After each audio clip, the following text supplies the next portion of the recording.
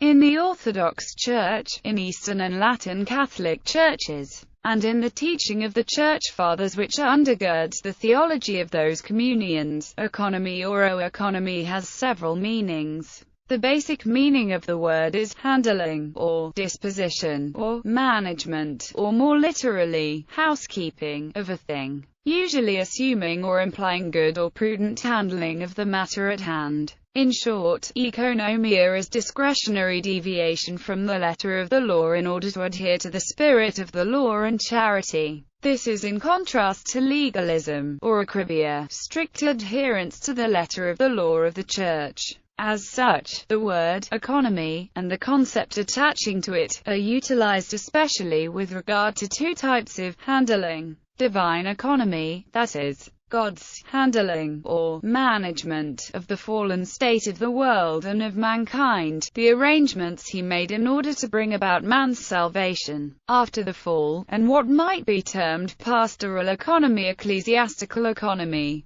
that is, the Church's handling, or management, of various pastoral and disciplinary questions, problems, and issues that have arisen through the centuries of church history. Divine economy. The divine economy, in the broadest sense, not only refers to God's actions to bring about the world's salvation and redemption, but to all of God's dealings with, and interactions with, the world, including the creation. In this sense, economy, as used in classical Orthodox doctrinal terminology, constituted the second broad division of all Christian doctrinal teaching. The first division was called theology and was concerned with all that pertains to God alone, in himself, the teaching on the Trinity, the divine attributes, and so on, but not with anything pertaining to the creation or the redemption. The distinction between omicron iota kappa omicron nu omicron mu iota alpha and theta epsilon omicron lambda omicron gamma iota alpha remains common to most of the Greek fathers and to all of the Byzantine tradition. Theta epsilon omicron lambda omicron gamma iota alpha means, in the 4th century, everything which can be said of God considered in himself, outside of his creative and redemptive economy.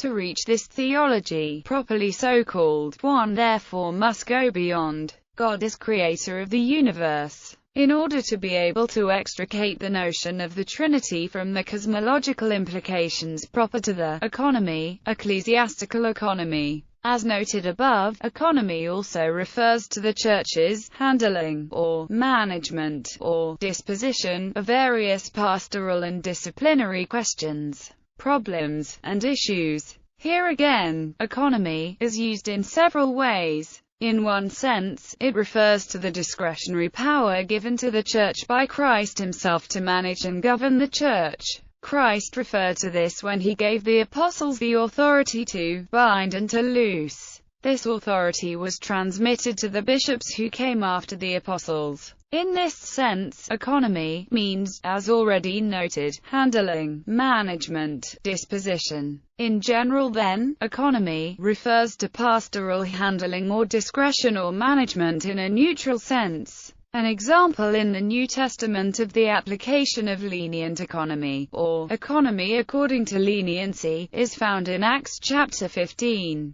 where the apostles decided to limit the number and degree of Jewish observances that would be required of Gentile converts. An example in the New Testament of the application of strict economy, or economy according to exactness, akribia, may be seen in Acts chapter 16 verse 3, when Paul set aside the usual rule to circumcise Timothy, whose father was a Gentile, to placate certain Jewish Christians. In both instances, economy was exercised to facilitate the salvation of some of the parties involved. In Orthodox Church history, examples and instances of economy abound. Since ancient times, converts to the Church who were coming from certain heretical groups were not required to be baptized, even though the normal path of entrance to the Church was through baptism. Thus the Church, guided by the Holy Spirit, decided that under specific conditions, the application of economy would be the norm in this matter.